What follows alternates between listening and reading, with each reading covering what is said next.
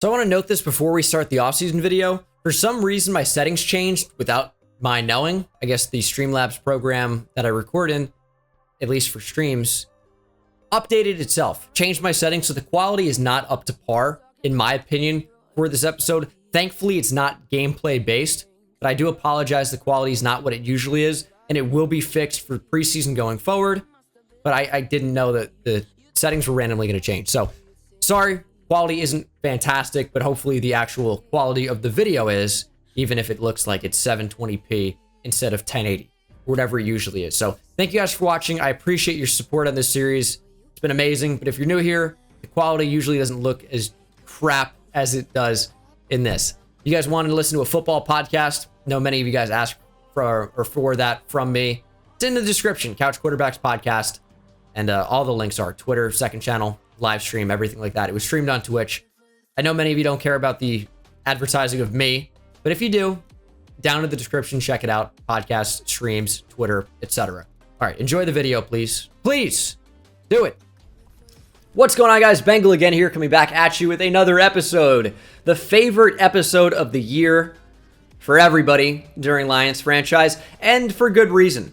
Getting to the offseason after the disaster that was the regular season is very, very, very much appreciated.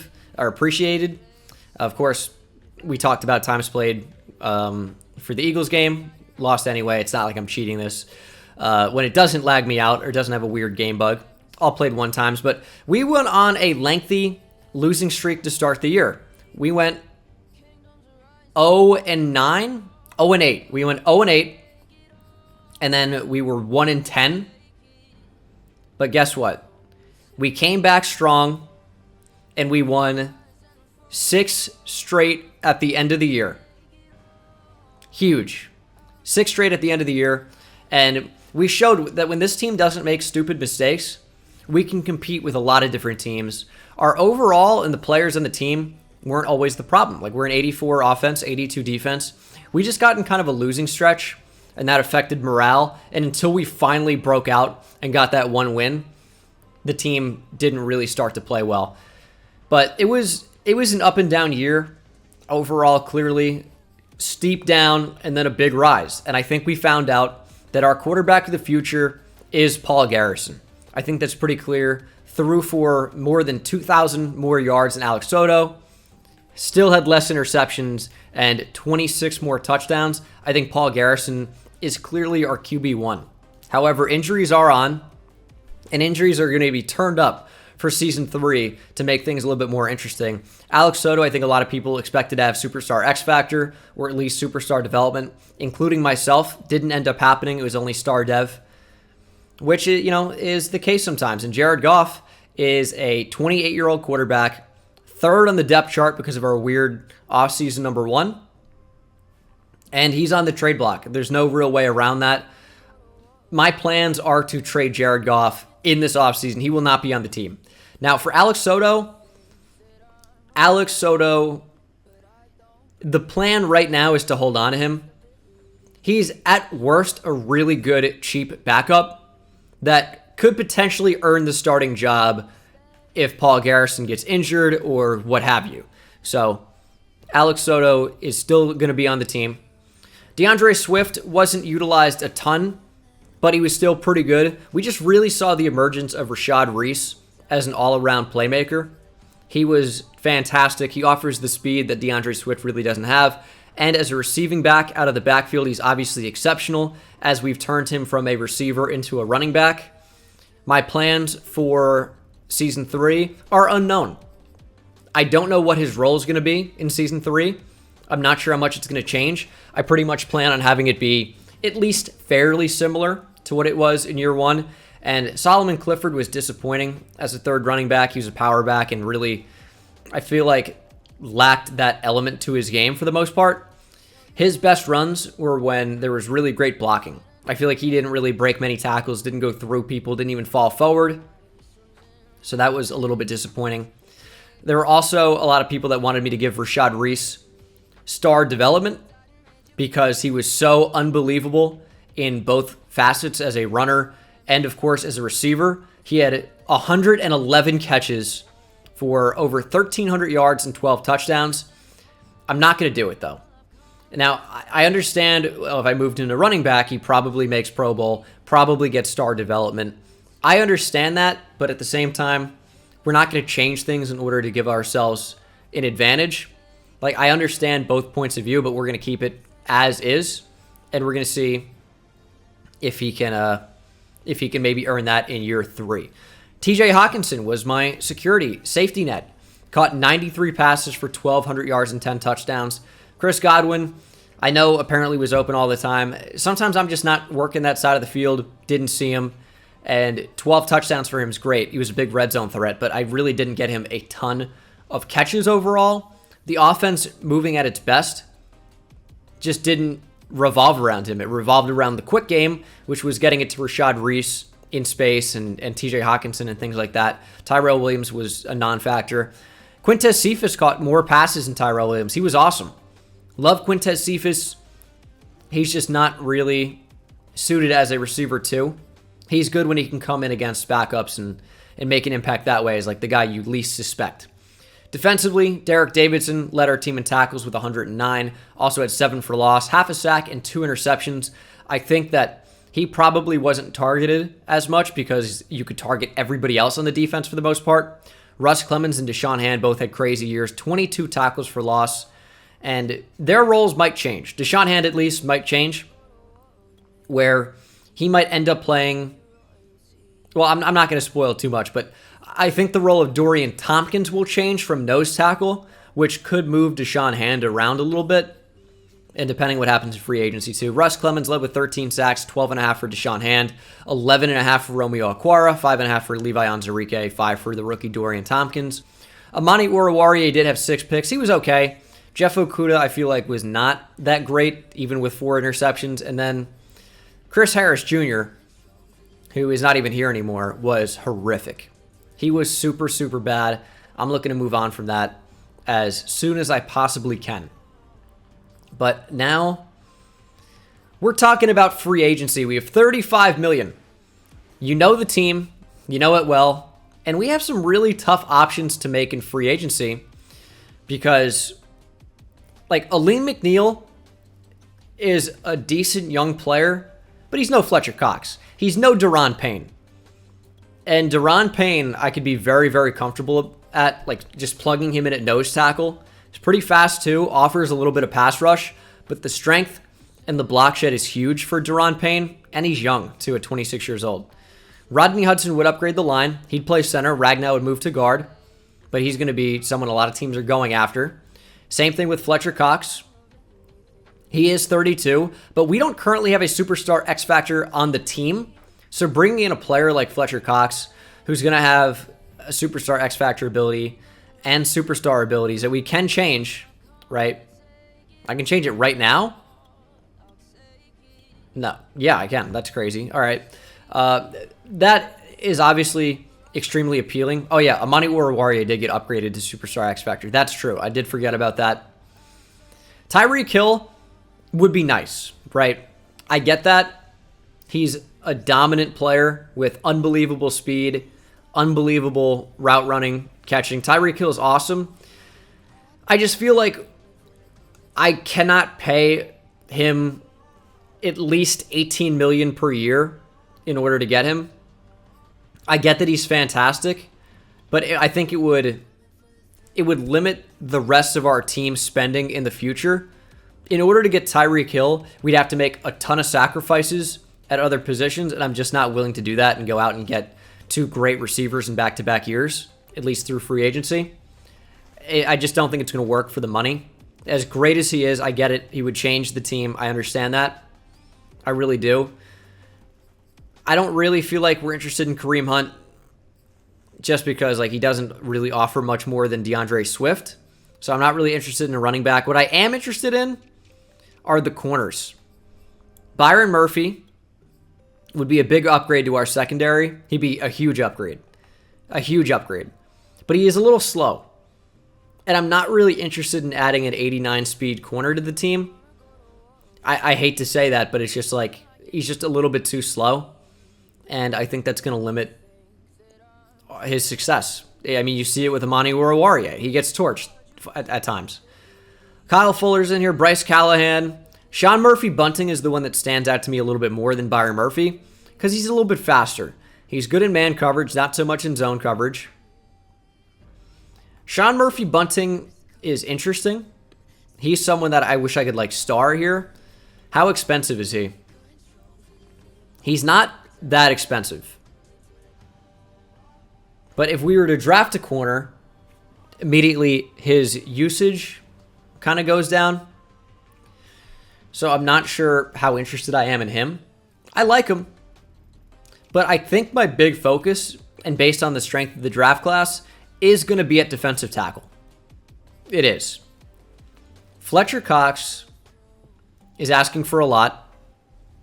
He's asking for a lot. Duron Payne asking for significantly less. But it's a superstar X-Factor ability that really makes a big difference from Fletcher Cox to Duron Payne. I also think O-line's a big need, but it's not an overwhelmingly impressive O-line group except for Rodney Hudson. And I guess J.C. Tretter's good too, but we don't really need a center. Again, we could move Frank Ragnow. J.C. Tretter's not bad. Rodney Hudson would be quite good. He's a great pass blocker, and we wouldn't really have a problem. The thing is, with his speed, he would not be able to play guard. So I'm going to need to check out Frank Ragnow here. And I know Frank Ragnow has guard experience. I'm just not sure how comfortable I am in putting him at that spot. Does have 73 speed. He is fast. He could play guard very easily. And then Rodney Hudson could play center at least for a year. Taylor Decker was terrible for us, but there aren't a ton of better options right now. I think, what does Rodney Hudson want? Wants $12 million for 1 year. I think about how awesome he would be for this team and how much he would improve the offensive line as a whole. So I am going to offer Rodney Hudson. How much do we give him, though? Because that really doesn't even put us in the conversation to get him. 109 total points. We're still second. I can't offer more than that. We're still behind the Bills, but I really don't think I can get a whole lot more than that. Just for like essentially a rental. And I think with the rest of the money, I am going to offer on Duron Payne. He's just the move for the future. And we could give him like a 5-year deal. We could stretch out the money. And we could get like an unbelievable nose tackle who is capable of rushing the passer. And I'm comfortable to even move that up even more. Like, we're not giving him all that much for his ability. So I'm extremely comfortable to offer him a big contract and try to reel him in as our big free agent signing. I feel like we're fine at the other positions. Based on the money that we have, and we are going to free some up with Jared Goff, trading him, because that's just probably going to happen. That's currently where I feel comfortable offering those guys. Duron Payne is the big one that I want. And if we get Rodney Hudson, that'd be great too. I just don't know how likely that is to happen. And this is a good result. Rodney Hudson has rejected. That's unfortunate. But we did get Duron Payne. Massive signing. This is huge for the team. And this really helps us build through the trenches in a massive, massive way. I can't emphasize that enough. Because now we don't have to play Dorian Thompkins at a less impactful nose tackle position. I've moved him to right end. Duron Payne is going to play D tackle, right nose tackle.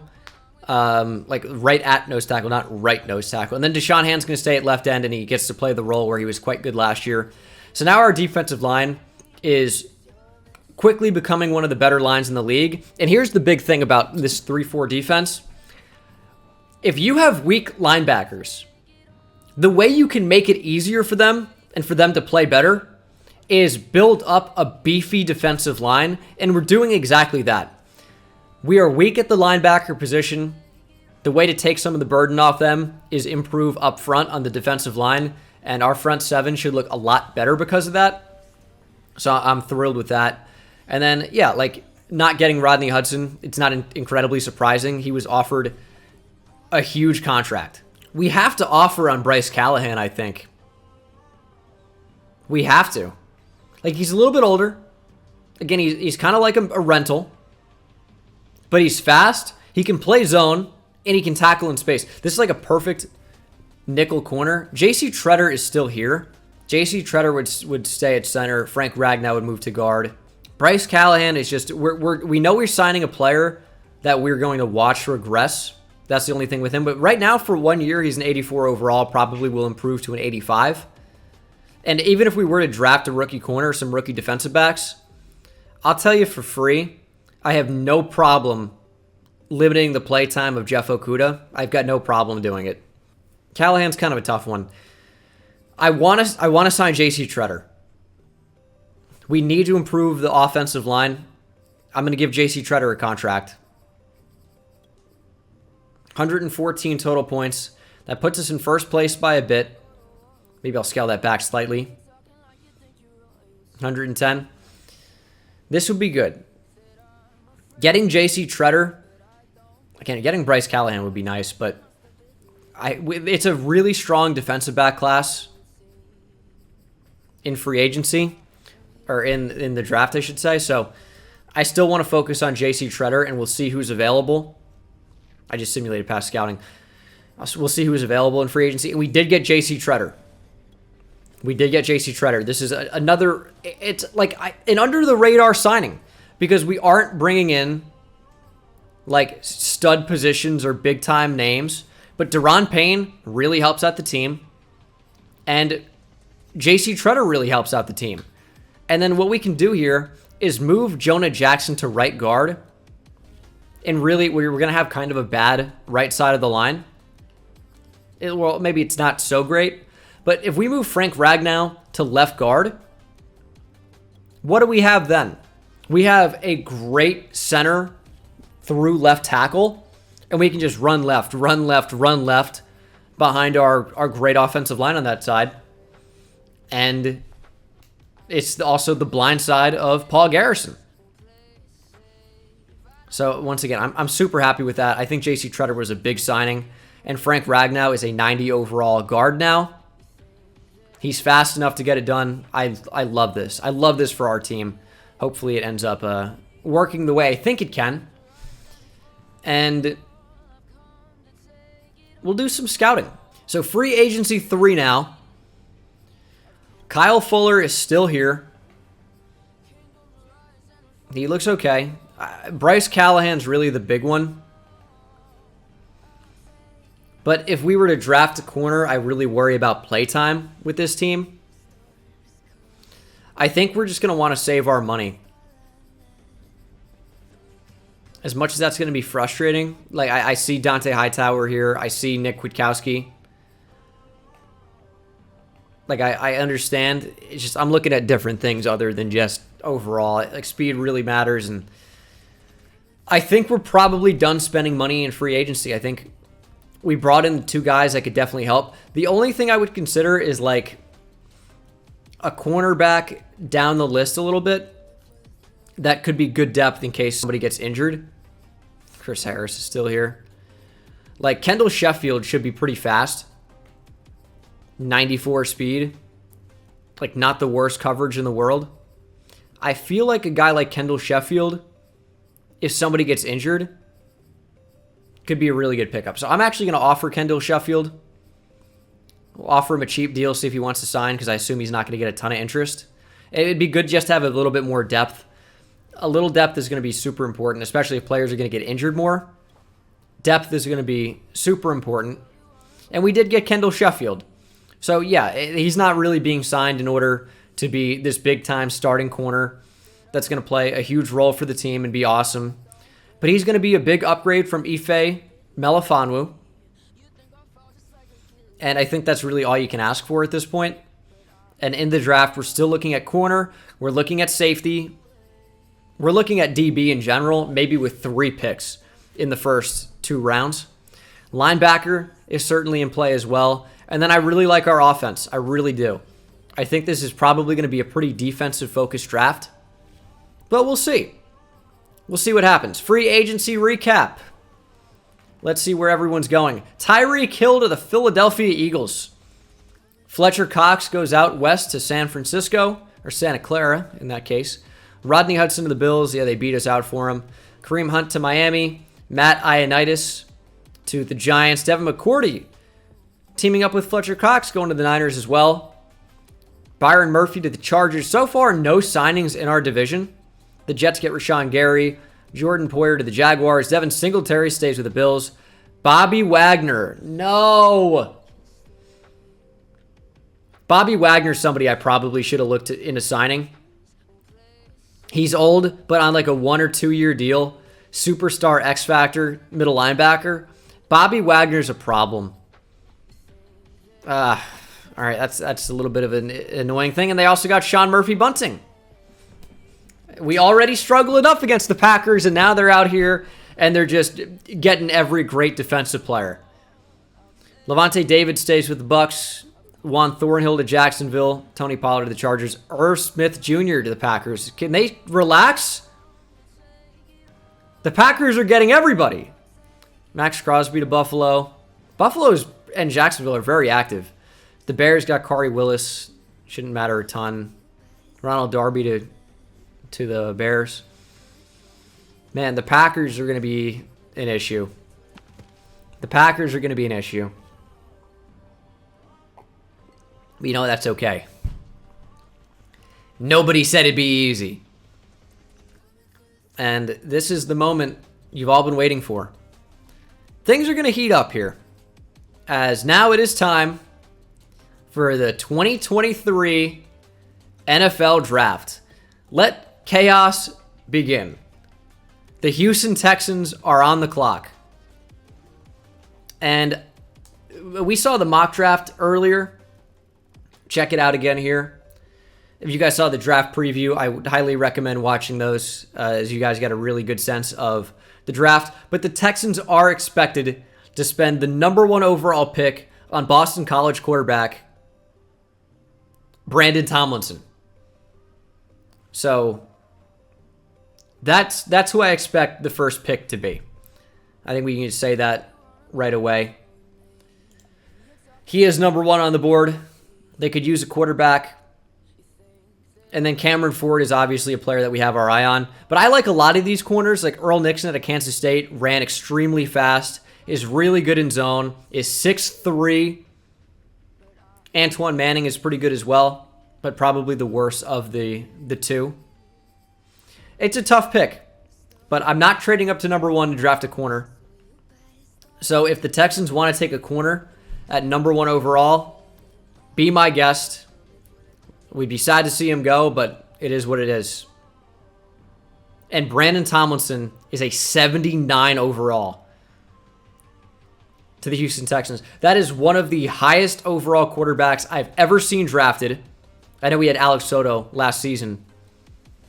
But Brandon Tomlinson is rated very, very highly. He is a #1 overall pick. And yes, this is my time to shine. As we're going to the trade center, and we're going to try and move up for #2 in the draft with Philadelphia. They need a quarterback. The wheels are turning. How about with the #2 overall pick, you take a former #1 overall pick in Jared Goff? Let's see what their interest is on that. They're close. They're close. Okay. So I want to keep number 12. I know that right away. And you know what? Oh man. I expect us to be pretty good next year. Do we just bank on being good? And bring in like a future first? And try to get like a current second? Now, that would put us in the same situation as this year where we didn't have a first-round pick. But the thing is, I think we're going to be pretty good. So it could be Jared Goff at a future 1, but we're getting number 2 and number 34. So we are giving up quite a bit. And for the people saying Soto is more real, we took him we took the highest overall player of the previous draft. We're not going to trade him in year 2. We're going to keep him. I think we're going to offer this. And that trade is accepted, yeah. We're giving up a lot of value to do this, but we're also getting 2 picks inside the top 34. And I want to take some picks inside the top 50 this year, and I want a lot of players. So in order to do so, here's where this comes back to bite me, is if we suck in year 3. That's the big problem. And that's, I mean, I didn't expect us to be bad here, but we were, and our we ended up getting crushed because of that. And we didn't have like the number 6 overall pick, but we traded up. And we are now on the clock at number 2. And yeah, we traded up, I think it was pretty clear, for Cam Ford. We play at Ford Field, and we're bringing Cameron Ford to Ford Field. 21-year-old corner out of Virginia Tech. Lockdown skills. Ran 4.36. Cameron Ford, welcome to Detroit. He is an 80 overall, the number 1 overall player in the class. And he has superstar X Factor, and I hope to God, not star dev. Star better, 94 speed, 79 man, 83 zone, good acceleration, agility's quite high, tackling's nice, strength is nice. Very, very happy about that. And of course, Cam Ford was a monster at Virginia Tech. Lockdown cornerback for the Hokies, and there's a very, very good reason he's going at number 2 overall. Keaton Slovis had his worst game of the year. And that's because he had to go into Virginia Tech. Here, enter Sandman. And try to throw at the best corner in the nation. It wasn't possible. Cameron Ford is the real deal, and he is coming to the Motor City. Welcome to Detroit, Cameron Ford. Real happy about this addition. I think it was a no-brainer to take him at number 2. Looked like the best corner in the class. I thought there was a good chance he could be the best player in the class, and it turns out he was absolutely that. So now we are at number 3. Brendan Fleming is supposed to go next. Maybe. If we go ahead and refer back to the mock draft, Brendan Fleming is supposed to go to the Falcons next. Earl Nixon should follow, and then Antoine Manning will go a pick after Joel Applewhite. Who, by the way, Joel Applewhite, look at this.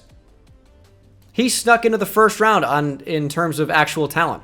He was supposed to be a second-round guy the entire time. And now he's actually showing true talent as first round. I wonder who else changed.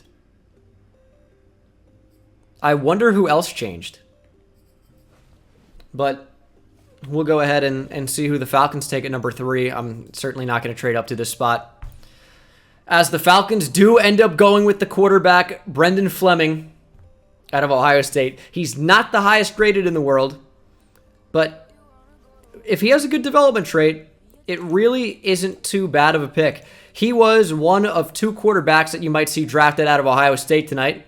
Splitting time, and he was the more prototypical pocket passer. Doesn't really have the scrambling mobility that the other Ohio State quarterback in Joe Gallagher has. But he is the better passer of the 2. It's not very often you see a 2-quarterback system. It's more often in college football. Of course, we see it at the pro level with the Lions. But Brendan Fleming, could he be worth the pick at number 3? He's no Brandon Tomlinson, but he is Brendan Fleming. As we move on to the Patriots at number 4. And they select Earl Nixon, cornerback, Kansas State. In line with the mock draft, Earl Nixon goes a pick earlier than you might have initially expected.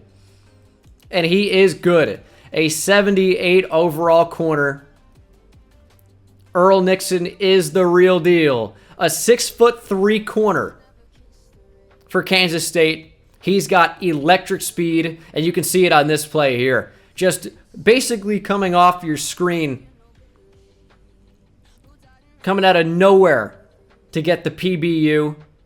Great work from Earl Nixon. And yeah, it's no wonder he's going top 4. You talk about the size, the speed, and the coverage ability. Earl Nixon could have gone even higher if there wasn't a cornerback like Cam Ford. Earl Nixon, quite the pick for New England here as they look to rebuild that secondary in wake of the Stephon Gilmore trade. Seahawks at number 5. They're expected to take Joel Applewhite. They've missed an outside linebackers before. Will Applewhite be one of them? And they go with Antoine Manning. 78 overall corner out of BYU. They look to rebuild their secondary, and Antoine Manning is certainly going to help that. Maybe recreating the Legion of Boom. Doesn't have the prototypical size that the Seahawks covet at the position, but is a very, very good cover player. Could be well built for the slot as well, although you probably wouldn't take a slot corner at number 5.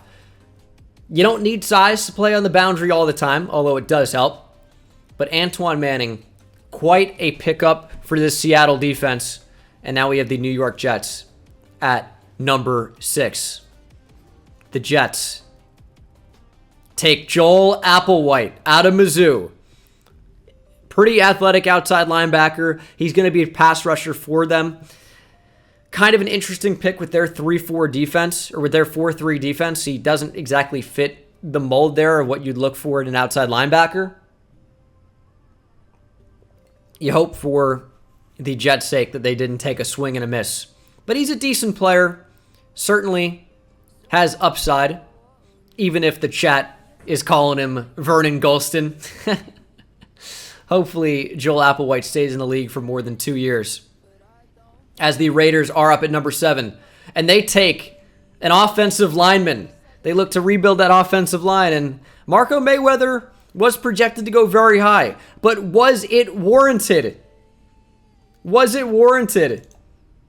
Marco Mayweather is a 69 overall. And that's as nice as his run blocking here, as he's really kind of a one skill set player. He can get out and run block. He's not much of a pass blocker. And maybe in the Raiders' run-heavy scheme under their new head coach, we'll have to see how good he will make that offense. Quick update of the draft board. You can see 3 middle linebackers are expected to go in a row in Tori Wilson, Roy Hunt, and Matt Dupree. And we pick at number 12 overall. There's some really good options here, but we are going to be sticking where we are and seeing who the Broncos take at number 8. It's Damon Davis. The number 1 ranked receiver in the class is off the board. Damon Davis was a star receiver with quarterback Robert Kelly, and he was just fantastic. Some would call him even Aaron Kelly is his name. Some would say, I don't care. But Damon Davis, he's the star of the show. That's why we can barely even know the name of the quarterback. Damon Davis, big play waiting to happen. Doesn't have the biggest size in the world. Maybe isn't the absolute fastest, but has pretty good speed and can go up and high point the football. And that's why he's going at number 8 overall. The Broncos address that receiving room. It's pretty good. It may have just even gotten better. Damon Davis to Denver. Great pickup by the Broncos. Maybe doesn't fit their team as well as you would like, but Damon Davis is off the board. Miami at number 9 follows that pickup with Tori Wilson, the WWE diva out of Oregon State, is headed to Miami. Pretty decent pickup. We know he's a pretty good athlete, although maybe not the absolute best middle linebacker in the class. The Dolphins get a decent player, and that is going to help their defense out quite a bit. The Bucs at number 10 take Aaron Jones. They bring in the Georgia boy to beef up that defensive line. He is a 3-4 defensive end. He fits their system really, really well. And you thought that it was going to be impossible to replace Ndamukong Suh, but they've looked to go out and do it here. Aaron Jones, no, not the running back. He's a pretty good player for the Georgia Bulldogs.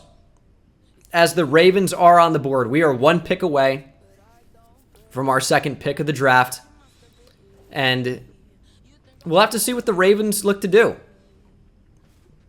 At number 11, one pick away, the Baltimore Ravens at number 11 select Evan Bush. They go with a guard out of Florida. They look to beef up that offensive line that has at times been pretty poor. And if they wanted a left guard, they got a decent one. He's not the best player in the class, but he's one of the best offensive linemen that they could have drafted. So if you're looking to beef up that O-line, I can understand it. Evan Bush out of Florida is the pick by Baltimore. It puts us in a unique position at number 12. Let's just go ahead and survey the draft board. Roy Hunt, pretty good athlete. Now, if we were to take a middle linebacker, he isn't quite as athletic as Josh Thomas, who ran 4.41. Matt Dupree obviously has some pretty good skills, a little bit slower. And some might say, we don't really have a ton of speed at linebacker already. What does Matt Dupree offer you? Well, we could keep him in state. Hey, we know he's a decent player. Ran 4.59. Braxton Turner, maybe even be a better pick at inside linebacker with better speed, more athletic player in general, and has some pretty similar skills. Probably going to look away from corner, and there are some pretty good safeties here. You get Tim the Toolman Taylor. Could bring home improvement back to Detroit by taking just a freak athlete. 5'9", 220. Ran 4.38, crazy vert. Just a really good player. But would we do that at this pick? Jason Thompson's here as well.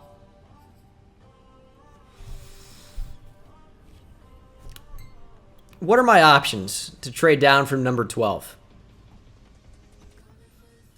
So we could move down to 17. We'd pick up a future second in the process. We could move down to number 20 and pick up a second round this year in the process. We could do a manual trade as well. See if they might be interested in that. Carolina's offering 2 first-round picks, one this year, one next year. I'm not interested in that. I know how good they are as a team. It's not really something I'd want to do. The Eagles, I think, are offering us our pick back. I'm good on that. So a lot of teams want to move up for this pick. Arizona is offering us number 19 and number 51 in this year's class. I feel like I want to do that. I feel like that's the best offer for us. Yeah, I'm going to do that. We're going to move back with Arizona. We're going to move down 7 spots, but we're picking up number 51 in the process. I'm pretty comfortable doing that, and we'll just see how the board shakes out. I'm comfortable catching a falling star or potentially moving back up from 19 if we have to. What I will say is I don't have a huge interest in Matt Dupree just because I think his speed lacks. Braxton Turner, I would be interested in for sure, but I don't think it's the end-all be-all if we don't get him. Jason Thompson is still interesting to me. Tim Taylor as well. B.J. Dickerson, absolutely. I mean, we're going to have some tough decisions. There's a safety down the board, Brian Davis, that is such a standout player to me. A little bit older, mid-second round guy, but just has a rare set of height, weight, speed that you just don't really see very often.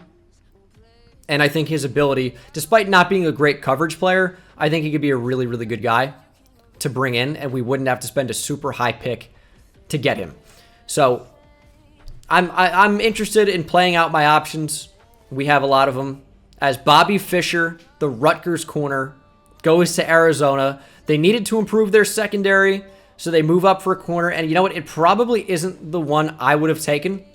If you look at cornerback, Kentrell Byrd is still here, and it's pretty rare to find a guy that can run 4.32, jump as high as he can, be as quick and agile as he is, and still play pretty good man coverage. I probably would have taken Kentrell Byrd had I been the Cardinals moving up, but they get a 75 overall corner, and you can't really fault that. And the Bears don't let Kentrell Byrd get past them. Yeah, I mean, you knew he was going to go pretty soon. And the Bears get a good one. And that's within our own division, and that is a lot of speed. That is a lot of speed. That's probably going to be somewhere in the neighborhood of 95, 96, maybe even 97 speed, depending on what they end up giving him. So Kentrell Byrd is going to be someone that we're going to have to look out for, because if we throw his way, we're not going to be able to take him over the top. Washington football team takes Darren Mitchell, a defensive end out of Tennessee. We were wondering when he was going to go. He's just a typical kind of 4-3 edge setter. It's not the most exciting pick in the world. But as you can see here, he's capable of making some plays. He's someone that's going to win with high effort versus just raw skill and ability. And if that means chasing down a quarterback in Aaron Kelly here, or whoever it happens to be, this was Tanner Mordecai getting the sack, he can do that. He can do that. But he's not someone that is incredibly gifted. He's just a solid player, a high floor, low ceiling type guy that's going to be at least solid, if not amazing. So Washington football team looks to add to that defense even more. And you know what? They haven't been great in real life this year, so not incredibly wild to see here in 2023. The Jaguars take David Donald, someone we really haven't talked much about, and for good reason. He is not the most incredible player in the world. 73 overall. You know, he's just a Jaguars pick. Dolphins at 16. Take Zach Hartman, another offensive lineman off the board. This is the first tackle that we're seeing selected here. And he's not the best in the world either. He's a decent player. Development trait's going to matter a lot here. But he was incredibly impactful for Texas Tech, really helping their run game get going. And especially against a top team like Florida, you got to get going early. You got to have your big players make big plays. And if they're big players at left tackle that can pave the way for their running back or even pass block at a high level, yeah, well, Zach Hartman's going to be extremely helpful in doing that. And the Dolphins, they obviously need some help at tackle. And if you guys remember last draft, the Browns loved to take every player I was even remotely interested in. So if you think I want to take Matt Dupree or Braxton Turner or Jason Thompson or Tim Taylor at number 19, I can assure you the Browns will take whoever I want to draft the most. And at number 17 overall, the Cleveland Browns select Joe Gallagher. Baker is done in Cleveland. They go in-state. They take an Ohio State quarterback a year after Paul Garrison. And they take Joe Gallagher. Very interesting pick by the Browns. Baker is done in Cleveland. It's an interesting pick. This is an interesting pick. I guess the Browns don't have a ton of confidence in being able to keep Baker Mayfield long term, or maybe even want a different look or a different option. So they go over from Cleveland to Columbus and take Joe Gallagher. And the Raiders are back on the clock at 18. They had our first round pick. They are now one pick ahead of us. This is not our first round pick, by the way. This is theirs. And they use it to take Matt Dupree, linebacker out of Michigan State. Matt Dupree at a 76 overall is quite good. We knew he was going to be good. We know he's one of the better linebackers in the class. This is someone who lives around the football, can make all the plays, and is good in coverage. I don't think he's overwhelming as an athlete, but he's a good, solid player. And, is going to help out that Raiders team a lot that has lacked a true linebacker for a while. So you like the pick for the Raiders. They got a good one in Matt Dupree. But that, of course, puts us on the clock at number 19. And we have some options, clearly. Braxton Turner is not on the draft board, but is someone I would absolutely consider drafting. Fast, good vertical, great broad jump. We know he's explosive. We know he's fast.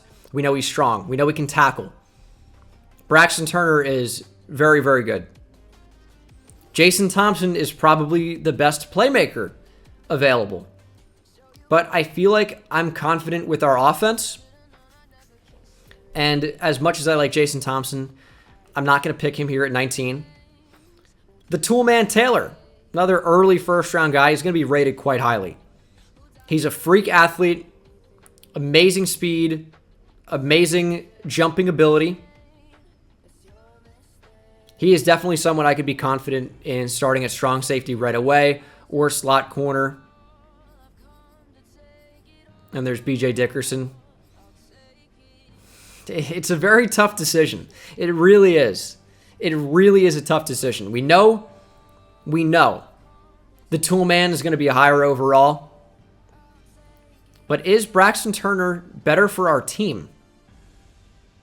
Just to put him right in there at middle linebacker. We don't pick again till the second pick of the second round. And then the seventh pick. We could always trade back up. We have 4 second rounders. I think the right pick for our team is Braxton Turner. He's a 75 overall, normal development. Pretty high overall for a middle linebacker. Yes, the big thing. He has 89 speed. 86 tackle, 79 hit power. Obviously, you don't like to see normal dev. I think that goes without saying at this point. But 89 speed is unbelievable for a linebacker. And if we go crazy with him on the inside, that's star dev by this time next year. So, very happy with this pick. Well, I'm pleased with it. I'm not maybe very happy. We would have liked to see, I think, a better development trait. But I think we absolutely got a decent player in Braxton Turner. And for a defense that needed speed so badly at inside linebacker, in general, Braxton Turner absolutely fits that. He's faster than some corners that we have. He is faster than every defensive lineman. He is faster than every safety with the exception of Derek Davidson. Braxton Turner is one of the fastest players on our team, and he is doing so at 244 pounds. So yeah, the development trait leaves a bit to be desired, but I'm really not mad about the pick at all. As the Saints go with Sheldon Booth out of UCLA. They go with the defensive tackle, the highest rated defensive tackle in the class. And for good reason. He's a decent player. His overall leaves a bit to be desired, but he isn't a run-stopping D tackle the way you would usually see. He is a pass-rushing defensive tackle, which are somewhat few and far between. And for a team needing to replace Sheldon Rankins, you know what? I think the Saints did an okay job. There. It's not the highest overall in the world, but it is decent. Tavon Camp. Wow. The Bills just continue to get better. And this receiver out of Florida is certainly no exception. Playmaker, great in traffic. And if you thought their receiving core couldn't get any better, well, don't look now. because not only do they have Stephon Diggs, they just got a big possession receiver with some speed in Tavon Camp. Yeah, he's not the tallest in the world at 6 foot, but his ability in traffic, as you'll see on this play, is just second to none in the draft. Maybe the best receiver through traffic of any player in college football a season ago. So Tavon Camp is certainly a great pickup for this Buffalo team. And yeah, you might even use him out of the backfield. Look at the spin move, and he's off to the races. Tavon Camp. Really, really good option, and the Bills' offense gets even more fun. As here we are at 22.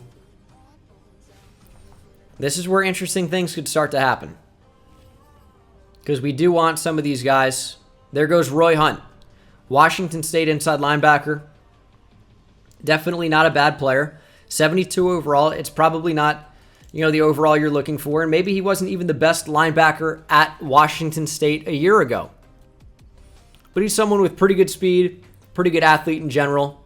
And he's just a solid player, if nothing exceptional. And now the Cowboys are on the clock at 23. Here's my predicament. Breaking the fourth wall for a second to talk about my draft. I think Tim Taylor is going to be good. Obviously, early first round, 4.38 speed. That's special. That's special. But there are some other really good safeties. B.J. Dickerson, 5'11", 224, also 21 years old. Jumped crazy high. Crazy good bench press. Is good in man coverage. Probably going to be okay in zone at least. And ran 4.48. Good old blowjob Dickerson could be an amazing pick. Could be an amazing pick. They're very similar, I would say. We just see B+ pursuit for B.J. Dickerson as opposed to Tim Taylor. And then I like the safeties down the board. Like Quincy Samuel's pretty good. Junior Wallace is pretty good. Like he's got an early first round grade on him, but he's just a little bit slow. Just a little slow. And then at free safety, we see Don McPherson. He's all right, but Brian Davis is another freak athlete. Ran 4.42 at 6'4". Richard Russell's in here. I think he looks pretty good. And if we want like a linebacker type, Richard Russell could come in the box and do that. Not as a linebacker, but someone that's clearly a run support safety. They both look pretty good. Like we have a lot of options. We got our middle linebacker, and like down the board, we could look at Tyrone Hickson. Tyrone Hickson looks okay. Eric Hudson looks okay. But we got our inside linebacker. I know a lot of guys are hating on the Braxton Turner pick. I like the pick a lot still. I just think he was, in terms of the athleticism he offers, the only other one is Josh Thomas, right? 4.41 speed is obviously really good. But I just felt, more comfortable with the overall of Braxton Turner. Josh Thomas might be like a 71. So we're getting a lot of a head start there. I don't really like a lot on the defensive line. So we're set up here to go with like not only one or two safeties, we're potentially in line to draft multiple safeties. So is Tim Taylor worth trading up for? I kind of don't think so. So see what the Cowboys take at 23. They go Javier Eldridge, a guard out of Washington. The Bengals at 24 take Dominic Stuckey, a tackle out of Louisville. These players are dropping down the board a little bit. Jason Thompson is right here. I mean, he was someone that we had our eye on for a while. Not to say that we still don't.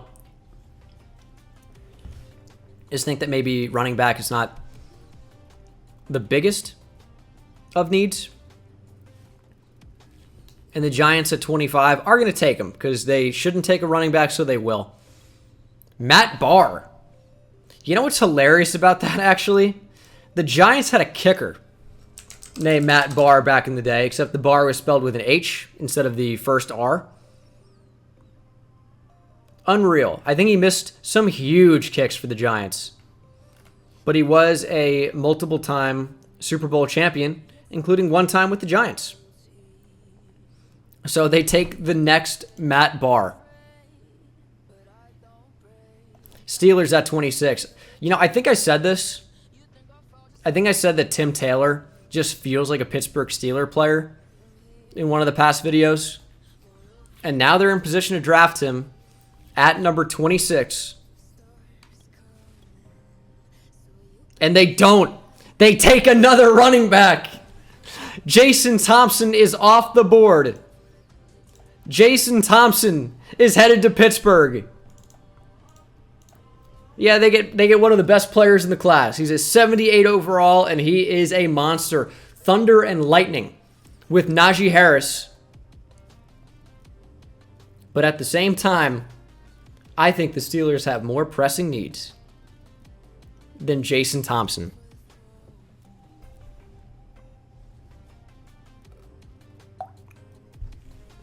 I get that it is 2023, but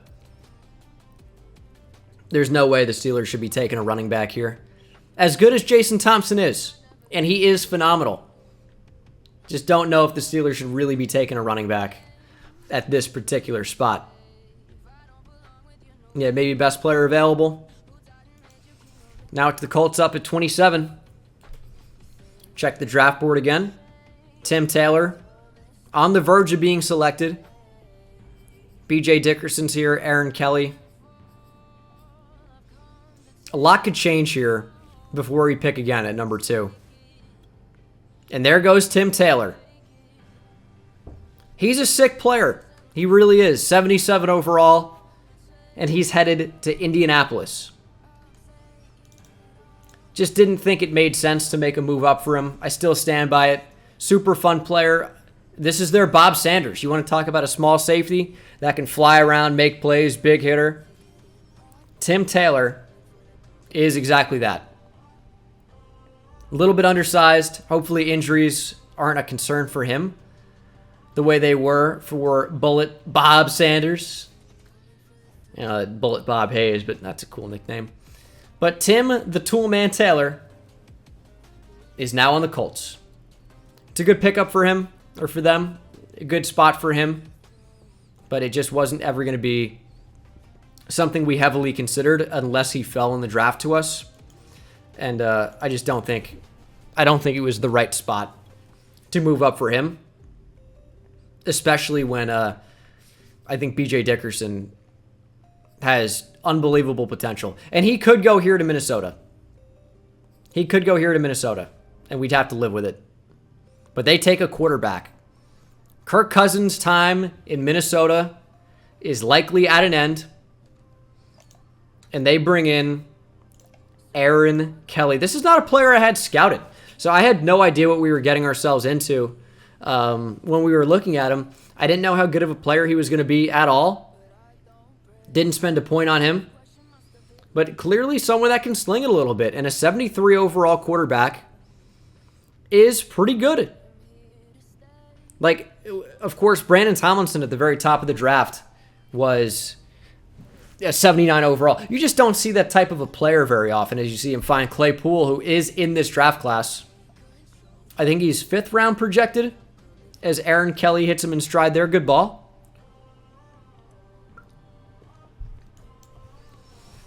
And at 29,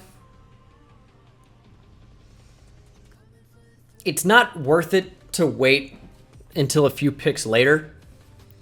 I need a BJ. We're gonna move up. Or excuse me, I need BJ Dickerson. We're gonna go ahead and move up here for him.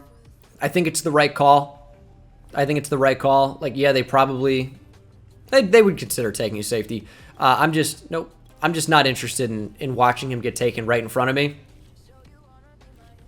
So,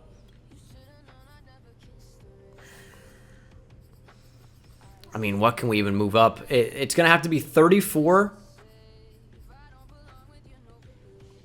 and maybe a 5. Can I do a 5 and a future 4? We're only moving up a few spots, and that trade is accepted. So number 34, number 132, and a future 4 moves us up a few spots to number 29. And I think it's going to be for good reason. I really like B.J. Dickerson as a player. Love the way he feels on my team. And, yeah, 41-inch vert. That's pretty crazy. Real fast. This is someone that can play linebacker for us as well. He's 5'11", 224. Like, this is a built dude. He's only 21 years old, and I think he's going to be a great pick for us. He is a 78 overall, the number 3 player in the class, and a huge playmaker for us, hopefully, down the line. Star or better development. Could be superstar. Could be superstar X Factor. He's got 91 speed at 224 pounds. 77 zone. 67 tackle. 78 pursuit. 71 play rec. 93 acceleration. 77 man. 76 hit power. Good awareness. Block shedding is a little low to play linebacker. So certainly not going to be like an every down type of role for him. But we just had to bring in B.J. Dickerson. Big time playmaker. I think he offered everything that the tool man did in Tim Taylor. But he was, as we can see, a little bit better. A little bit slower, albeit. We'll have to see what Tim the Tool Man Taylor looks like. But higher rated, taller. I just thought it was a better pick for our team. And B.J. Dickerson is a worthwhile addition for sure. For sure. Don't know where he's going to play just yet. But starting strong safety has a good feel to it. And if he brings the Dick, anything like Dick, Night Train Lane, I think we're going to have a pretty good player in B.J. Dickerson. He's not going to get to wear the same colors as he did at UCLA by going to the Chargers. We're taking him one pick prior. They take Chad Newton. Pretty good player. Pretty good player in Chad Newton. 76 overall is one of the highest rated players in the entire class. Keep that in mind. And this is someone that can wreak havoc on the defensive line. He gets cut down there by the running back, but it's about shedding and getting into the quarterback as quickly as he did. So you'll have to see that. Chargers get a good one. Here's the thing, though. Packers pick next. The Packers have had a big offseason. Huge offseason. You worry about this. And the Packers get Tyler Peterson. 72 overall guard from Alabama.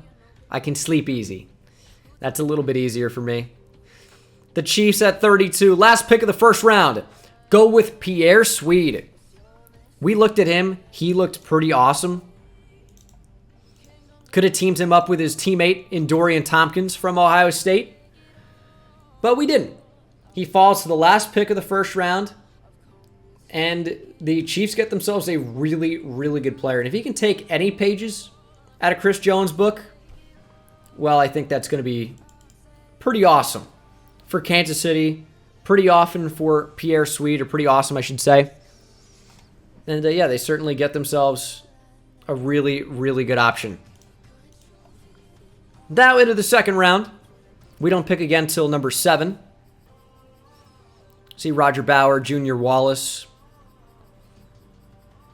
There are some players I want, but not at this particular spot. Texans go with Chris Kelly out of Purdue. Pretty good rated corner, honestly. Not too bad. Panthers take Junior Wallace. Wow. 77 overall safety. He's a little slow, but we knew that he was going to be an early first-round guy. We knew he was going to be one of the highest-rated players in the class. And he is definitely good. That is a really high overall safety. He's just a little slow. Seeing his speed is going to be the big thing, but pretty tall. Great coverage skills. Good pick. The same overall as Tim, the Toolman Taylor. Yeah, this is a really, really good safety class. That's why I wasn't super into trading up for Tim Taylor. We did end up making a move up for BJ. But sometimes you got to pay for that. And we ended up paying with a couple draft picks. Falcons on the board at number 3. They go with Landry Grayson. We haven't seen a ton of receivers go off the board. And he is headed to Atlanta. Of course, they had an LSU receiver there in Russell Gage. Now take Landry Grayson. Patriots at number 4 go with Josh Thomas. Probably would have considered taking him at number 7. I'm not going to lie. He had 4.41 speed, and it's pretty evident when you watch him play. This guy can fly around the field. He is a really, really fast player. Just screams. So, you know, in the second round, I would have taken a chance on him. But unfortunately, he goes to New England, where I'm sure he's going to develop into a Pro Bowl, All-Pro type player. So, Josh Thomas, really good option here for the Patriots. And I'm a little bit jealous. I'm a little bit jealous here. Seahawks at number 5. Went with a corner earlier. And they go with a receiver now. Roger Bauer is an interesting player. 76 overall. But the thing about Roger Bauer is this guy is so fast. So fast. I think he had maybe the best time of all receivers in the 40-yard dash. And he was just a tank. He was so fast. You wondered if that speed was going to play when you watch him at San Diego State, and then he came out to the combine, ran as fast as he did. It's an awesome pick by Seattle. It's an awesome pick by Seattle. Jets at number 6, 1 pick away from us being back on the board, and they go with a faceless corner in Ezekiel Caver out of Colorado. 72 overall, and we are, of course, back on the clock. Adam Edwards would be decent value. Like, even a good backup tight end in Tevan Cooper. Mid-first round guy, just kind of sitting there. Quarterback that skipped the combine. Could replace Jared Goff already.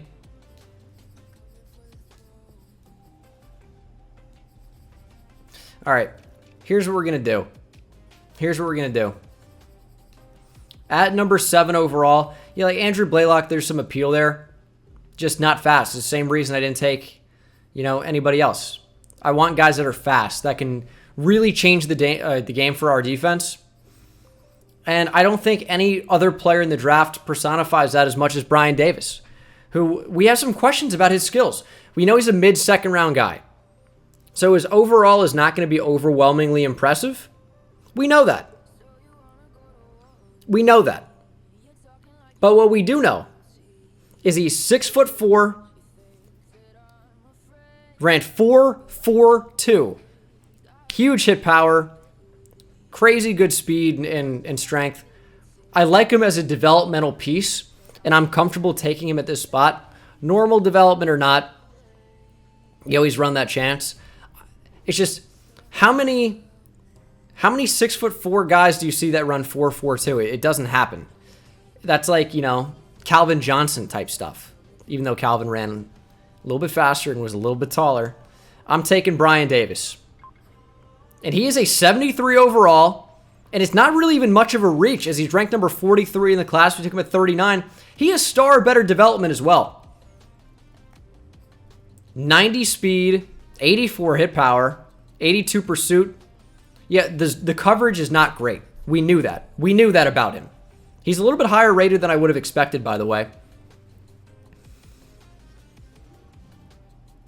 But at 6'4", that's just crazy to have someone even close to 90 speed, hit power, pursuit. You know what? At worst, this is a great special teams player. Moving the linebacker 200 pounds is not going to work for me. I'll tell you that. Deontay Wagner goes to the Broncos. Niners take Kenny Greenfield. The Bucks take Andrew Blaylock. He is quite good. We knew he was going to be higher overall. Just didn't love the athleticism to him. And you know what? He's really not bad. 75 overall, outside linebacker. A couple years ago, you can see Henry Toa making a nice fumble recovery there. But Blaylock, he's just an undersized edge rusher, high effort guy. that can make a lot of plays. And it's kind of wild to see him slip into the second round here. But he's just a really solid player. Even if he'll never be a superstar. But I'm sure he'll have superstar dev now. Ravens at 11. Go Adam Edwards. Another good pick. 75 overall edge rusher. What do the Ravens do? They take edge rushers. They usually don't take them particularly high. I know Odafe Owe was a little bit higher than they usually would. And they develop him. Adam Edwards got a nice head start at a 75 overall. Rams go corner Isaiah Rout out of Penn State. Only a 68 overall. Wow. Great pick by the Bears. 69 overall center, Kyle Mayne at Oklahoma State. Washington football team takes Brian Simpson. He was a really, really good athlete. Was looking at him. Not sure we would have taken him, but really, really good athlete. Definitely was appealing. It's a really, really solid pick, I would say, by Washington football team. The Jags get Taylor Irving. Wow. This was the number 1 ranked safety on the board. The number 1 ranked safety. And he is a 65 overall. And of course, he's headed to Jacksonville. That is not exactly ideal for Ohio State. Producing so many good players. And he maybe is not at the top of the list of the great players. But I think, I'm just so happy with this Brian Davis pick. Was surprised that he was as good as he was. And this is a really, really good DB class. This is just fantastic. And you know what? Might as well show you some footage of Brian Davis out here making plays. You thought I didn't have footage. I thought I didn't have footage. But I have footage. Brian Davis. Unbelievable safety for the Tennessee Volunteers. And yeah, I am a little bit surprised at him having a dev trade as well. But, rare athletic talent. You'll see that from time to time. Yeah, I'm not sure about the roles. I really tried to target versatile players in this draft. I thought that was super important, and I think we've done a really good job doing that. The Dolphins go Tim Ware, outside linebacker to Penn State. Way too light for a linebacker, I agree, but I'm not sure where we play him. Tavarius Peters, I think he was supposed to go first round. I think we had that in the mock draft. Tavarius Peters first round. He falls a little bit here. And we pick again in 1 pick. Raiders again ahead of us. The other Ohio State safeties available in Don McPherson, probably going to get some better results from him. And the Raiders take Barry Williamson. 68 overall corner out of Arkansas. And that puts us back on the board here late in the second round. We pick again at 19 here, 26 in the second round, 2nd in the 3rd, and 11th in the 3rd. So we have 4 real high picks remaining. Not going to get all these guys, clearly. I think what I want to do here is trade down. I think I want to trade down. I would love a second rounder next year. And we are being offered that by a lot of teams. Who's going to be particularly bad? The Texans were really bad.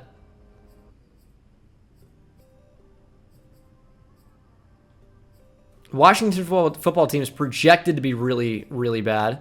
The Jets are always really bad. I'm going to trade this pick for the Jets first rounder next year, or second rounder next year. So I'm hoping we end up moving. It's a year later, but I'm hoping we end up moving like 15 spots up. The Jets are always pretty bad. As there goes Don McPherson. 70 overall or 74 overall free safety. The better Ohio State safety. Taylor Irving was almost 10 overall under what Don McPherson is. And the Jets actually nailed this pick. They traded up for a good player. And they actually got a good player. Getting a 74 overall is really not bad. Because you picture a little bit of development there, right? In a year, he's a 77. 2 years, he's an 80. Like, that's all that the rating is, right? Especially when the player's young. Is it's just an extra year or two. Like just do +3 overall. Like a 71 overall, depending on the position, they might be 3 or 4 years from an 80. But an 80 overall, like Cameron Ford is who he drafted, he's maybe a year or two from an 85, 86, 87 overall. That's the big difference. Saints take Jaden Harper. Pretty good player out of North Carolina. Maybe not the best player in the class out of North Carolina. I'm sure you guys know there's a tight end, Tevan Cooper out of UNC that, he isn't too bad. Jaden Harper's all right. He's all right. He can make some plays for you, which is what you're looking for in the draft. And this is another versatile type guy where he's not locked in at outside linebacker. He can play off the edge for you, as you see here, making a really nice play. He gives you some pass rush chops. And certainly, obvious appeal to the Saints because of that. If you want to compare him to, one of their best players of all time, although that is, quite a step, Ricky Jackson was, a hybrid linebacker, defensive end that ended up making a lot of plays for the Saints. But obviously, that's quite a step up. As Timmy Becton goes to the Bills at Boise State. The Titans at 22. Go with Brendan Ward, a corner out of Michigan. The Cowboys take Alfonso Stewart, a 73 overall D tackle out of Clemson. Not bad. The Bengals take Dylan Robertson. Excuse me? This is the guy that skipped the combine. He is a 76 overall. And he is headed to Cincinnati. I guess the Joe Burrow era could be under question now. He was not on my radar at all. But I guess at the end of the second round, similarly to Alex Soto, it was just too good a value for the Bengals to pass up on. And the Giants at 25 take Tevan Cooper, tight end at a UNC. Probably someone I had my eye on. And he is pretty good. 76 overall at a UNC. Here is my problem with Tevan Cooper. And we can see it here on tape. Tevan Cooper is a pretty good playmaker. Here is my problem with him. Is he ran slower than 4.7. And that's just a little bit too slow. Like, it's decent tight end speed. It's probably like 80. Maybe even a little bit higher than 80. But just, obviously, he's a good overall. He would have been a solid backup for sure. Would have been a nice compliment to TJ Hawkinson. He's just a little slow. That was my big thing. Little slow. Big red zone threat, as you can see, definitely has the size. Just a little slow. As here we are at the end of the second. Our pick. Eric Hudson. I could see that being a decent pick. Like, this is value at this point. He is a speed rusher type. We talked about him, right? Where this guy, like, could play inside off the ball. Got great pursuit, tackling. It says he's speed rusher type, but I don't know that we have to play him in that role. I'm a Tyrone Hickson. He definitely is a lot slower. 4.55 speed. Like, I like that. Quincy Samuel. Just looks like a solid safety. I'm not sure it would be in our best interest to take him. Tyrone Hixson, good, but not great. Richard Russell's another guy I like the look of. But I feel like we have a player in... Hold on. In Brian Davis. So I don't really know about taking him at this spot. Okay, here's what we're going to do. What we're going to do with this pick is take Eric Hudson. Looks like another versatile player. That was kind of like the whole thought of this draft, is take guys that can do different things. And as a 3-4 outside linebacker, he fits. But I think as a 3-4 inside linebacker, he could potentially fit. This is one that we're kind of gambling on. But yeah, you want to go in with a strategy and then meet the strategy. And that's take players that can do a bunch of different things. And as a 21-year-old, he's a little bit undersized as an edge rusher, no doubt, at 6'1", 227. But it looks like he brings a lot of different things to the table. We know he's going to be like a 73, 74 overall. So I'm really comfortable taking him. Eric Hudson is the pick here. And he does have normal dev. He is a 74 overall, which is nice. 71 pass coverage. Interesting. Eric Hudson has 88 speed, 91 acceleration. The block shedding's a little low. Pursuit's high. His coverage is not bad. 65 zone coverage is quite surprising. He's not really a speed rusher. The reason he has speed rush archetype is because he's just crazy fast and explosive off the ball, 91 acceleration. But he doesn't really have great finesse moves. He can play a little bit of coverage. So Eric Hudson at middle linebacker, his overall might drop 1 or 2 points. But I kind of like the selection. You can see him here. He is playing a hybrid role at Florida. Can play some outside linebacker, can play some defensive end, can play some inside linebacker. And in our 3-4, I think we probably might look to keep him as an outside linebacker, but one who is not going to blitz. So again, we have options with that pick, which is the entire focus of the draft. So I'm quite happy with that overall, I would say. And again, we really wanted to get speed. It wasn't a huge focus in year one. And I think clearly that came back to bite us a little bit. We couldn't keep up with a lot of teams. But now we got speed. As there goes Elliott Henry. Josh Sullivan out of Clemson to Minnesota.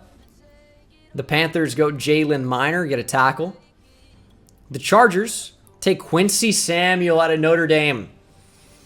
74 overall strong safety, someone I was considering, a lot. We do have safeties, but he would have been a really nice pick for us. And the Packers continue their shit draft and take Kenny Saban. 65 overall tackle out of Clemson. Someone talked about Tony Mandarich earlier. Well, now you actually have one for Green Bay. Kenny Saban. Yeah, Kenny Saban's not going number 2 overall, but not particularly great there. Chiefs go Von Buchanan, a safety out of Delaware. You know what? He's known to Nasir Adderley. I'll say that. Texans go Reed K. Okay. No one wants us to take a tight end, apparently. Because every time now before our pick, they're taking tight ends. Reed K is a little bit of a boring player. He's a little boring. I said he's kind of like Jason Witten. He also ran like 4.7. Like, he's not the most exciting. He's not the tallest even. He's just a guy that can just catch. Like, that, there's a value to that. But, I don't think there's anything particularly great about him. He's got great hands. You know what? I'll give him that. Reed K to Houston, and they build their tight end group a little bit. They have Brevin Jordan. Now they add Reed K. And here we are at number 2 overall in the 3rd round. Richard Russell's here. I did say I wasn't planning on drafting him, but he is available. Where does that look? There's Tyrone Hickson in front. Richard Russell doesn't go for a while. Steve Townsend is a 2nd overall. Okay, hold on. Interesting. Early 2nd round receiver. Ran 4.36 from Michigan. That's interesting. There's Rich Owens. Richard. I'm trying to get this freaking hold a reorder off my screen.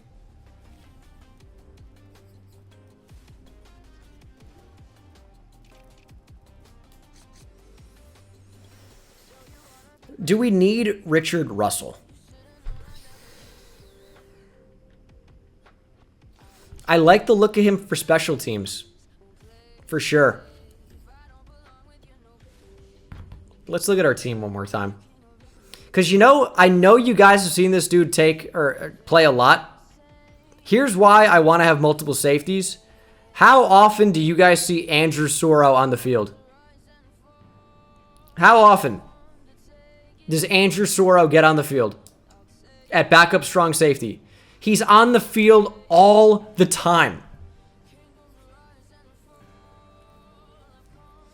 We addressed linebacker a little bit. We addressed safety a little bit.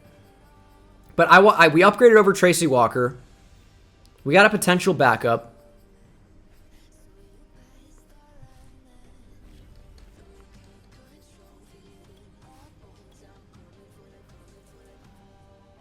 It really is a tough decision to pass up on a late first round player like this. Tyrone Hickson, also late first round. Wait, what's this? Richard Owens. Ran 4.35 at 6'1". Pretty good top skills. Bid first round guy. Good old Dick Owens, Richard Owens. I don't know if you guys remember, this guy was kicked off his previous team. Ended up transferring to Tennessee. He doesn't look half bad. Not supposed to go until the 4th round. But you know what? It's none of my business.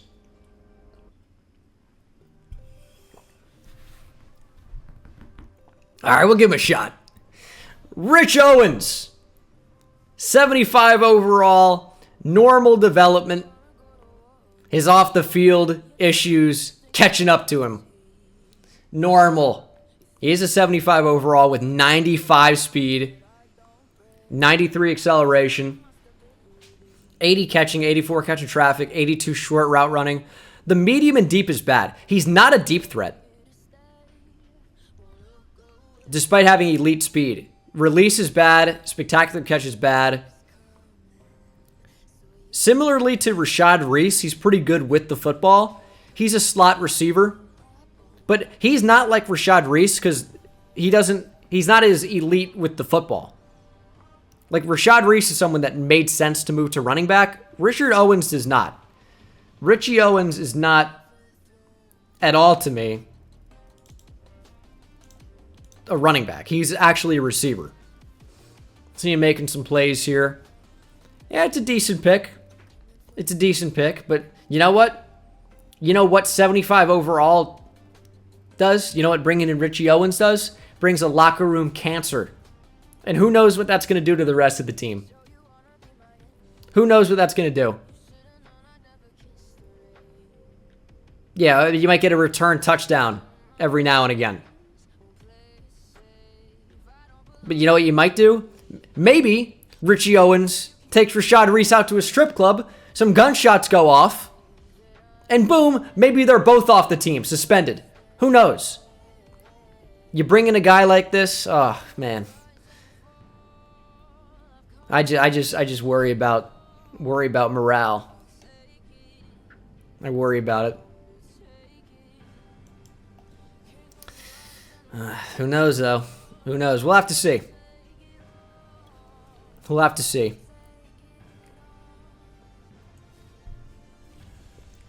Falcons at number 3 in the third, I should say. Take Cortland Raymond, safety out of USF.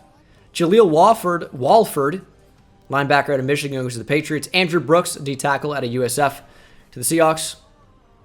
Wow, Jets. The Jets have actually had quietly a pretty good draft. 72 overall right outside linebacker in Dale Allen. Going here. Not a bad player. We just saw Rich Owens a second ago when Jared Guarantano was thrown to him. Of course, this was a couple years ago. Rich Owens' suspension. Guarantano was still the quarterback. And here's Dale Allen. He's just a good, hard-nosed football player. First one in, Last one out type of guy. And he's going to really change the culture in that Jets locker room for a third-round rookie. The Raiders go with the tackle Josh Scarborough out of Penn State. Not great. And there goes Phillip Westbrook. That's only the second running back off the board.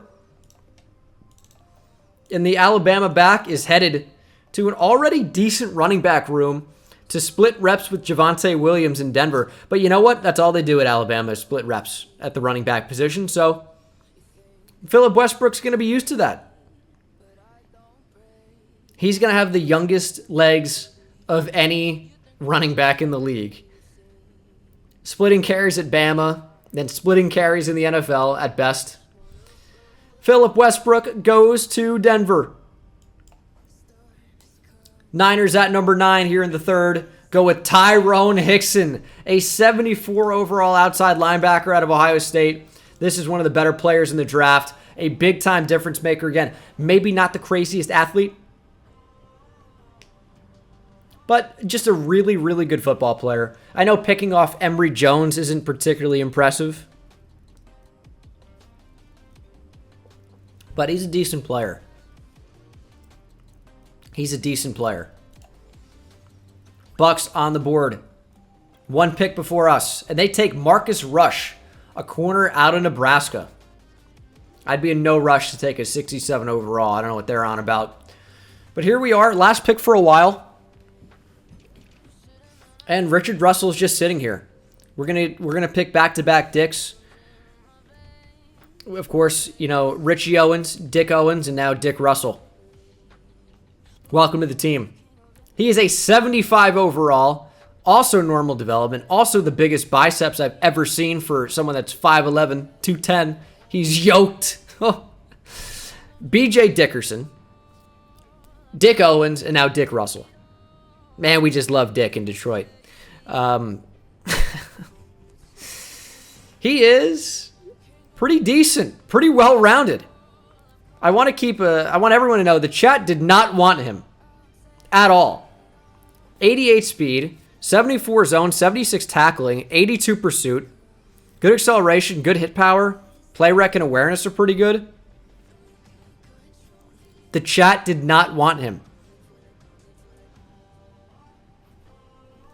But we're taking him anyway.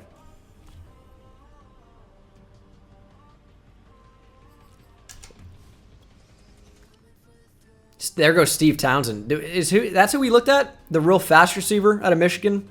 He would have been nice to take. But we take Dick instead. Wait a second. Hold on. There's Andy Schreiber. Eddie Barker. Tight end out of Michigan. It's just Michigan players off the board here. Michigan, Michigan, Michigan. So many Michigan players. And this is a really good athlete. We talked about it, the converted basketball player turned football player who's a pretty good athlete, the best athlete of any tight end in the draft. Pretty good speed in the 4.5s, I think. And yeah, he's only a 66 overall. But that's someone that Washington football team can develop potentially. Not a bad backup to have. Here goes Eddie Barker in for the touchdown. Good player. Jacksonville takes Brian Booth. Sherrod Albert to the Chiefs. Reminds me of Brandon Albert, former tackle for them and the Dolphins. There goes Claypool. We saw him a little bit earlier in the Aaron Kelly footage. Not a bad pickup for Arizona. He's not the fastest in the world. Here's another good receiver. Courtney Royals out of Washington goes to the Saints. Bills take Brian Shepard. Not a bad pick either at this spot. Titans, Damian Hawkins. You know, we saw a little bit of Damian Hawkins. He's someone that, you know, you thought might have been even better than he was. Only a 70 overall, but just a little kind of hybrid type player. Like if you remember Demetric Felton from UCLA, of course on the Browns now. Just kind of a little do-it-all guy. Can run the ball out of the backfield for you. Can catch the ball out of the backfield and in the slot and maybe even out wide sometimes. Not awful for Tennessee. Washington again takes Tori Way. The Bengals take Damian Waynes. No way they just drafted a freaking Waynes brother. There's no shot. I know it's spelled differently, but where's Marvin? We got Damon Waynes. This is Damian Waynes. Who are the Marlon? I said Marvin. Whatever. Sean Keenan. What a bunch of guys. What a bunch of guys. The Giants take Trent Carnegie out of Boston College. Steelers go with Marcel Turner, a 73 overall D tackle out of Purdue. The Colts take Junior Cole. The Vikings go Doug Newman. Panthers receiver out of Nevada, Brandon Garrison. I'm going to say probably not related to Paul. I don't know what would make me say that. I'm just not getting the same vibe. It must be because Paul Garrison's an Ohio guy. And he went to Nevada, so probably just too far there. Chargers go with John Fowler out of Cal. Packers, their best pick of the draft so far, Daryl Meekins. 71 overall D tackle. And the Chiefs take Chris Meeks. Is that back-to-back Meek players? Oh, I just simulated to our pick. Okay, didn't mean to do that, but that's probably for the best anyway at this point. Nobody left on our draft board. What do we have scouted? You know, not a ton. Lionel McClain. He doesn't really look terrible. Looks slow. But doesn't look terrible. Sam Mobley's interesting too. A little slow again. But looks solid. Jamie Aldridge. You know what we could do? Just too slow. We could give a little bit of competition to Taylor Decker, who really frustrates me. We're going to go with the tackle here, Jamie Aldridge out of Washington. Ooh, interesting. 69 overall, nice. But star or better development. Okay. He's not much of a run blocker. But he can pass block. Probably about the same as Taylor Decker. Hold on. Remember these numbers. 76 pass block. 78 pass block power. 77 pass block finesse. I want to see how that compares to Taylor Decker, who is our starting right tackle.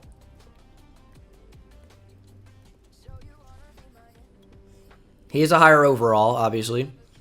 79 pass block. 84 pass block power. 79 pass block finesse. So, yeah, a little bit better. A little bit better. It's not yet to say rip bozo. All right, we're going to simulate to the 6th round. I'm really happy with that being our last pick, by the way. Like, that was awesome. He doesn't have to start right away. He has at least star development. Could be superstar. Probably won't be superstar X Factor. We could go with the dick theme and take Ethan Cochran. Probably not going to do that. We could take Red Dick here. I'm a child. You guys get that? What do we actually know about these guys? Princeton Vasher is a ridiculous name, by the way. Can I say that? That's a ridiculous name. I love it. George Guerrero. He didn't look half bad. Mid 6th round guy. Pretty strong. B+ run block. Welcome to the team. 66 overall. It's about the same value. 3 spots down. And he's like the inverse of the previous guy we took. His finesse is terrible, but his power's good. That's interesting. 78 run block. 66 pass block, but 76 run block power. Run block finesse is bad, but 76 pass block power. Pass block finesse is bad. I don't care about that. His power's really good. 77 lead block, 76 impact blocking. I do get why he's a 66 overall, I guess. But, like, finesse won't matter if he's a power player. Like, you know what I mean? It won't really matter.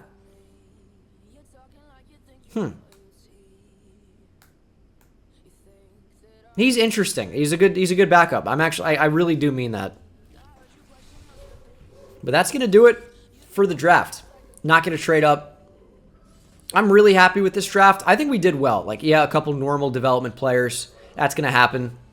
But a lot of the time, I think we can get those up. Like, Braxton Turner at middle linebacker should be making a lot of tackles. So I think we could see that go up. Cameron Ford. It feels like forever ago that we drafted him. Numbers are going to change, things like that too, by the way. So keep that in mind. But I'm very happy with that. That's the second highest rated corner on our team right now. BJ Dickerson. I think he's going to look to start immediately. Morale is down. Are these guys sad about going to the Lions? Hey, we have fun around here. Cameron Ford's cool with it. All right. Brian Davis is upset. His arms are huge too. Eric Hudson was what, normal? I think he was normal. And then Russell was normal. And then Jamie Aldridge had star or better. So that was cool. All right, let's see some of the other players in the draft. Tomlinson was hidden. Should we see what they are? Should we peek behind the curtain? Let's do it. I'm fine to do this for other teams. He does have a superstar, but it would ruin it for me if we knew immediately what our players were. Brendan Fleming. See, this is what I'm saying of why this is not really a terrible pick. He's got good throw power. His speed's actually decent. Accuracy's not too bad. And him having star dev makes him viable. His dev trait is star. Antoine Manning, hidden. Earl Nixon, hidden. So we really couldn't have missed on any of the corners. Joel Applewhite is normal. Okay. He looks actually pretty good, though. Marco Mayweather. See, if he has hidden, like, this really isn't that bad of a pick, in my opinion. He doesn't. He sucks. Okay. Damon Davis does have hidden. I want to see what he looks like. He's got 87 spectacular catcher, maybe even 88. I don't know if down one. I don't know if that's factored in yet. Like, he looks pretty good. Who else can we look at? Tori Wilson was ranked pretty high. Does have hidden dev. Only 84 speed. Kentrell Bird does have better than normal. It's probably going to be star. This dude is mega fast. Does have star. What is his speed? 95. 95 speed. What else? Darren Mitchell we saw. Yeah, he's boring, normal dev. David Donald. Like, some of these guys were like, names I never even considered drafting. He doesn't really look that good, I'm going to be honest. Joe Gallagher does have normal. He got a feel for Cleveland. Matt Dupree does have hidden. If it's superstar, I'm going to be upset. If it's star, I can promise you I won't care. Does have star. I don't really care. I don't care about missing on a star player when Matt Dupree, he has 87 speed. Oh, he's actually pretty fast. Braxton Turner is +2 speed. I'm still fine with it. It's just not as big of a difference as I would have thought. Tavon Camp had normal. Sucks to suck. Roy Hunt, normal. 89 speed. See, love to see that. Dominic Stuckey does have hidden. See, like, I don't feel like it's bad to take 70 overall linemen if they have hidden depth. You just don't know that before you draft them. Jason Thompson. This is a big one. 94 speed. Oh, he's so good. He's so good. He's so good, dude. 80 trucking, 80 stiff arm, 82 ball carrier vision, 89 change of directions, pretty good. 78 spin, 84 juke. He's just so well balanced. He's so well balanced. Tim Taylor. Suck it. Suck it. Normal dev. Tim Taylor, normal dev. Does have 94 speed, though. 73 man, 74 zone.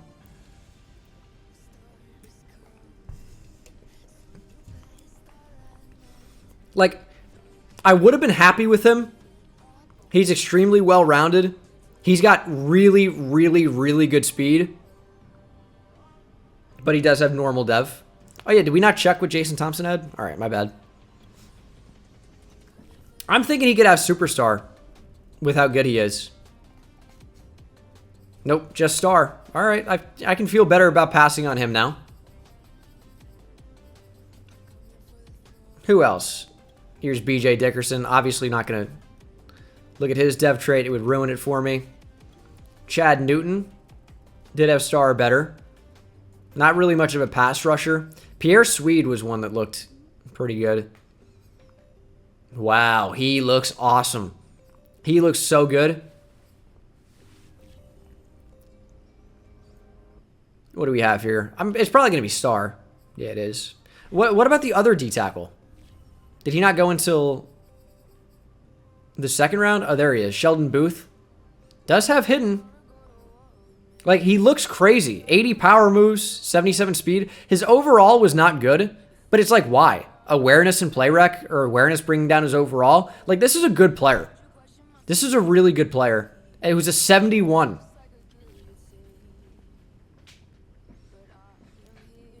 His dev trait is star.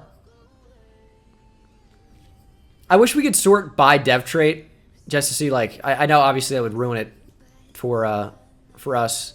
Chris Kelly did have better than star. Well, not, sometimes I accidentally say that. But he has, I mean, like, better than normal. Like, at least star. Does have star. Junior Wallace, 77 overall. He has normal. Only 86 speed. Like, that, it's so slow. It's so slow. Josh Thomas. That sucks. I was really thinking about taking him. He is 92 speed. 92 speed is so fast. What is his dev trait?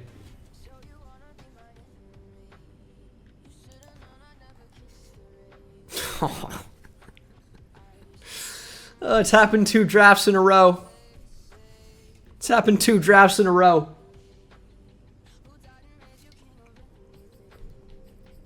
Damn. Roger Bauer.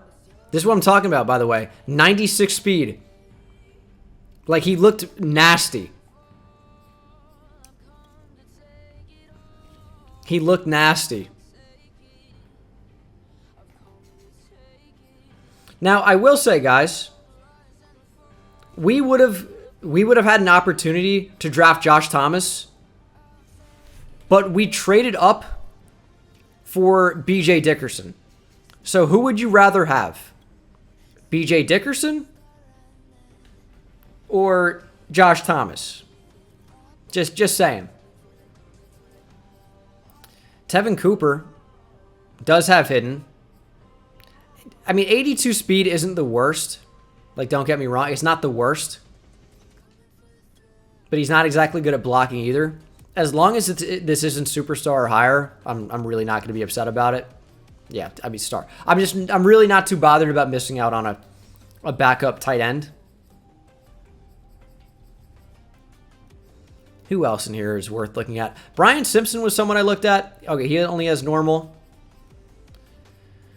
Dylan Robertson. The Bengals took this pretty good-looking quarterback. Little slow, but I don't want to trade for him. Hold on. What is his depth trait? We shall see. I'm going to guess star, but you never know. Does have star. Most people just have star. That's the thing. It's very rare to get superstar plus. McPherson has hidden. I think he was normal, right? Yeah. Quincy Samuel was someone I considered. He has hidden. I probably would have taken him over the other safety, to be honest. Does only have star. All right. That's right. We have not seen a superstar X Factor. I don't know if there's at least one per class or not. I don't know how that works. Reed K. Watch him be normal. He would be normal. Boring. Tyrone Hickson. Normal. Could have drafted him. Steve Townsend thought about. He is normal. I think that pretty much does it for the draft. I'm really happy with how we did. That's right. I did not check the top CBs. We'll do that. We'll do that.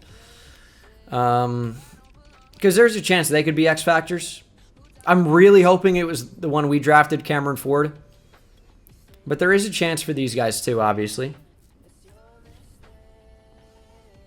We checked Thompson's dev. It was star.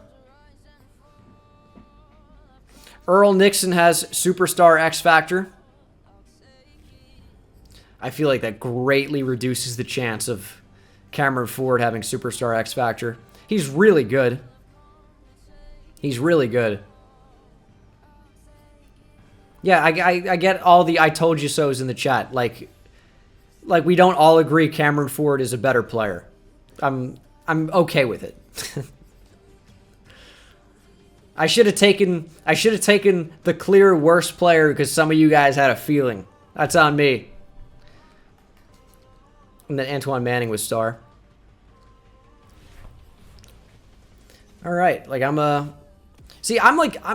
fine with star as well. Like it's obviously a little lackluster, but like you're drafting the player when you get him on the field for one season. It's different when you're doing like a long franchise, but this is at like a snail's pace, you know.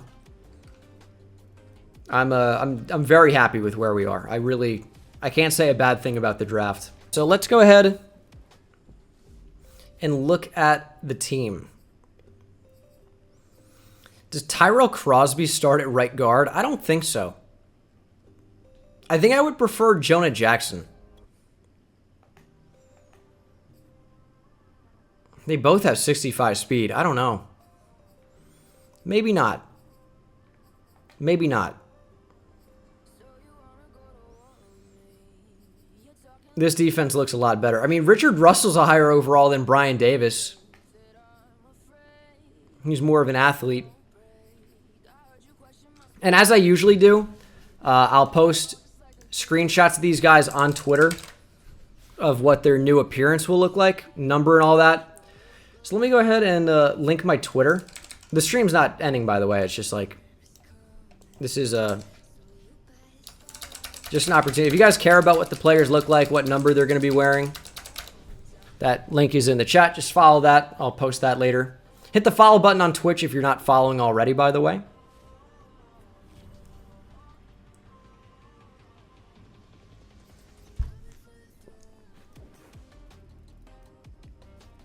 I can link it again, actually. Let's do that. We can't upgrade over Taylor Decker at this exact moment. Can't. I don't think we can afford the dev trait reveal upgrade, by the way. Just don't think we can.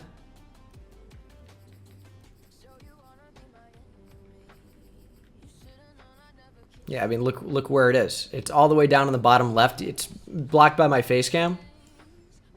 But I can assure you we cannot afford that right now. So, that is a thing. But, yeah, I think this was a really, really productive... There's no question the resume for Darrelle Revis is an intriguing one. His 29 career interceptions are curiously low for a cornerback who played 11 years. Because interceptions don't matter, Rich. I'm worried that the NFL is going to copyright claim and take down my video, so can't show it. Can't show it. But But we do get +5 demand coverage for safeties and corners for the next 6 weeks. I do like that. But I think that will do it for the off-season stream. We did really, really well. I'm still going to be streaming, but this video's over if you're watching on YouTube. Thank you guys. I appreciate the support on this franchise series so much. It's been incredible. You guys are awesome. And I hope you're excited for Season 3. There's still going to be a lot of exciting things to come, so I hope you guys are ready. Strap in. We're going to be making a playoff run. That's for sure. So thank you guys for watching, and I'll see you in the next one. Take it easy. I hit it at the park, bend bones. See me high step to the end zone. My life like a game, Nintendo. Playing with the best, let them know. Get off the track, the train's coming through. Yeah, promise you get in my way, then you best believe I'ma just run over you. Yeah, yeah. Papa turn, taking it back to the house. Defensive joke, I'm laughing so loud. Speed burst good.